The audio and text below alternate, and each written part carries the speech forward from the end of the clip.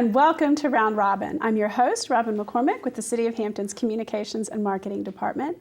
And today we're going to talk about a really fun event at the library. I have two folks from the library here with me today. It's Adele Gardner and Rita Scrivener. Welcome. Thank you for having us. And today we would like to take a closer look at Mystery Day. Mystery Day. You guys had this once before and it was pretty popular, right? Yes, we heard a lot of great things about it, and so we wanted to do it again and hopefully do it in years to come as well. People love mysteries. Like, you look back, I mean, you know, Sherlock Holmes and Agatha Christie. I mean, it's always been a really popular form of literature. But now, people really love it. Yeah, and it extends across genres. There are so many things that are mysterious. In addition to the more conventional crime procedural, there's also elements of the paranormal, other things that can be brought into it. And we even have fantasy detectives. Jim Butcher has a series in which a wizard is the private investigator. It's fantastic. Oh, so you're mixing and matching these genres too. And then you've got all the technology and the forensics and the evidence that has really changed the mystery genre a little bit. I mean, crimes are not solved by hunch and instinct nearly as much as they're solved by DNA and evidence these days. That's true, and we're trying to incorporate elements of all of those different things into Mystery Day with the groups that we're bringing in. Well, that should be fun. Let's talk about how that, well, first of all, when is it? Let's start with the date so people can write it down. It is Saturday, October 18th. Okay. And that's good. You're capitalizing on the Halloween theme in general, but not getting in the way of a lot of the other Halloween dress-up events we might all have to go to with children or whatever. That's right. Although we do have children's events going on during the day, so if parents would like to come and maybe bring their kids to some of the events, there will be things going on for when they just want to do things on their own and have the kids busy too. That's great. All right, so this is open to everybody, and let's talk about how the day is going to go, what groups you have and talks or activities. Well, there will be something going on from 10 to 5 that day. There's always something happening, and it is going to happen at the main library at 4207 Victoria Boulevard, and it will happen mostly in the meeting rooms in the lobby. And the children's events will be in the children's area. But it's going to start out at 10 o'clock with Haunted Virginia Paranormal Investigators. And they joined us before and were very generous with their time. And they've conducted some new investigations since they were here with us last. And they take a scientific and technological approach to solving incidents that may be occurring. So this is like Ghostbusters, only, you know, not quite as fake. I mean, they're looking for a scientific kind of phenomenon. And you know, this is an interesting area. There are a lot of ghost stories in this area. I mean, particularly out of Fort Monroe, but you hear it downtown, you hear it in a lot of different places. So how do they go through their stories, or do I have to go to find out? Well, of course, we would love it if you come, but we can tell you that when they come, they bring the different equipment that they use to detect various phenomena, and they also present investigations that they've conducted already and images, and they also make time at the end for question and answer. So if people want to come up and take a look at the different devices they use and ask them questions, people will have time to do that. Okay, well, that's cool. All right. Keep walking. Tell me what else there is. Well, then at 11:45, the Hampton Police Department is going to come and do a presentation on crime scene investigation. And I don't know exactly what topics they're going to cover. That's a mystery even to us.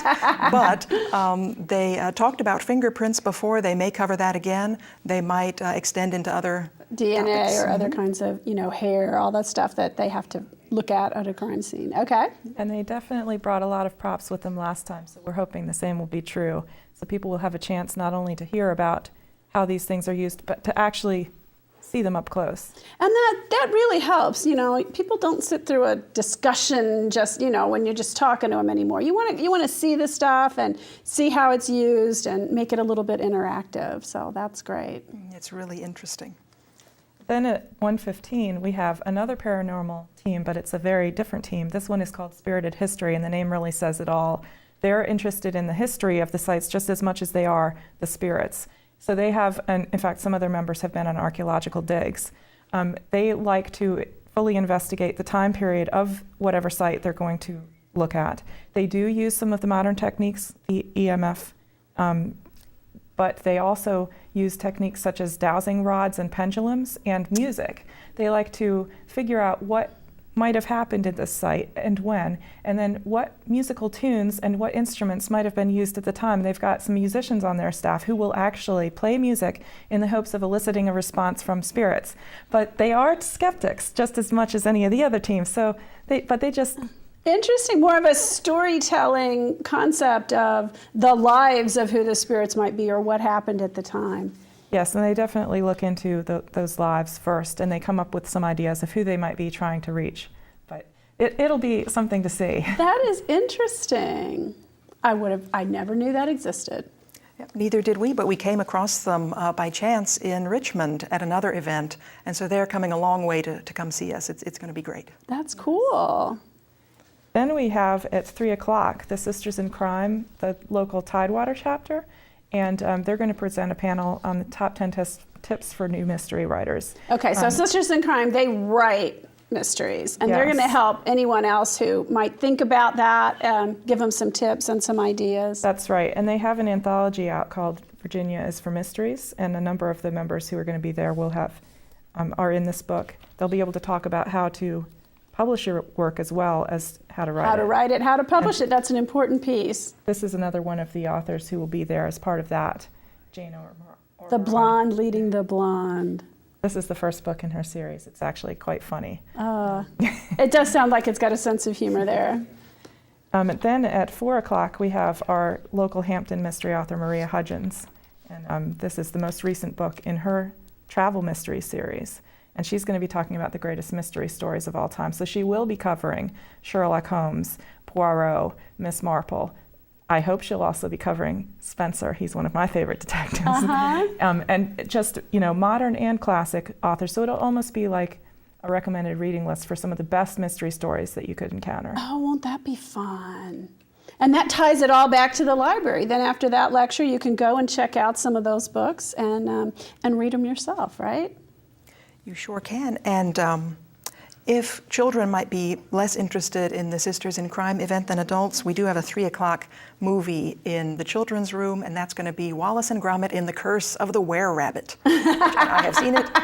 It's been a while since I've seen it, but that's a great flick. That sounds like fun. And that's really good. So there's something for, the kids and the parents to do together, and then you can separate and do your own things and come back together in the end. That sounds like a lot of fun. Yeah, then there will be coloring for the kids to do all day, and there's also a cryptogram for them to solve. Oh, fun. Give them a little mystery, too. Absolutely. Are there children's mystery books? I guess there are, right? I mean, I guess it starts as early as, Are You My Mother? Really, that whole process of figuring things out, there are a lot of books for kids like that. And there are actually quite a lot of young adult mysteries, too.